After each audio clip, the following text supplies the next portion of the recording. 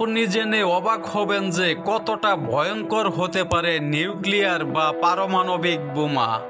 একটি ভয়ঙ্কর শক্তির নাম নিউক্লিয়ার বা পারমাণবিক শক্তি, যা মুহূর্তেই ধ্বংস করে দিতে পারে পুরো মানব সভ্যতা সহ সমস্ত পৃথিবী। আমাদের চারপাশের সবকিছু, এই পৃথিবী, মানুষ, এমনকি বাতাস, সবই তৈরি হয়েছে ক্ষুদ্র কণা দিয়ে, যার নাম পরমাণু। আর এই পরমাণুর ভেতরের রহস্য নিয়েই কাজ করে নিউক্লিয়ার ফিজিক্স। পরমাণু কেন্দ্রে থাকে নিউক্লিয়াস, যেখানে প্রোটন ও নিউট্রন অবস্থান করে।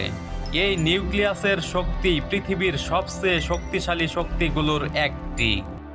যখন একটি নিউক্লিয়াস ভেঙে যায়, তখন সৃষ্টি হয় নিউক্লিয়ার ফিশন। আর যখন দুটি নিউক্লিয়াস একত্রিত হয়, তখন হয় নিউক্লিয়ার ফিউশন। এই দুই প্রক্রিয়াই তৈরি করে বিপুল শক্তি। এই শক্তি ব্যবহার করে তৈরি হয় বিদ্যুৎ, যেমন নিউক্লিয়ার পাওয়ার প্ল্যান্ট।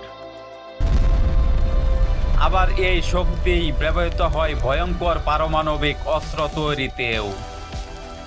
কিন্তু শুধু ধ্বংস নয়, নিউক্লিয়ার ফিজিক্স চিকিৎসাতেও বিপ্লব এনেছে। ক্যান্সার চিকিৎসা থেকে শুরু করে মেডিকেল স্ক্যান, সবখানেই এর ব্যবহার রয়েছে। তাই নিউক্লিয়ার ফিজিক্স শুধু বিজ্ঞান নয়, এটি আমাদের ভবিষ্যতের শক্তি, উন্নতি এবং দায়িত্বের প্রতীক। প্রশ্ন হলো, আমরা এই শক্তিকে কিভাবে ব্যবহার করব? উন্নতির জন্য নাকি ধ্বংসের জন্য?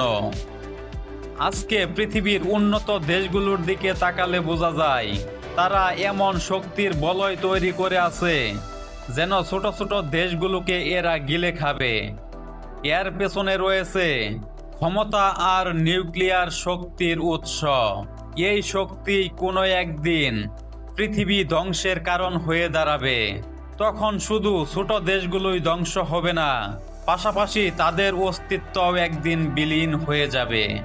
বন্ধুরা, বর্তমান বিশ্বে পারমাণবিক অস্ত্র নিয়ে তোমাদের কি ধারণা? কমেন্টে জানাবে। আর ভিডিওটি ভালো লাগলে একটি লাইক করে সাবস্ক্রাইব করে রাখতে পারো।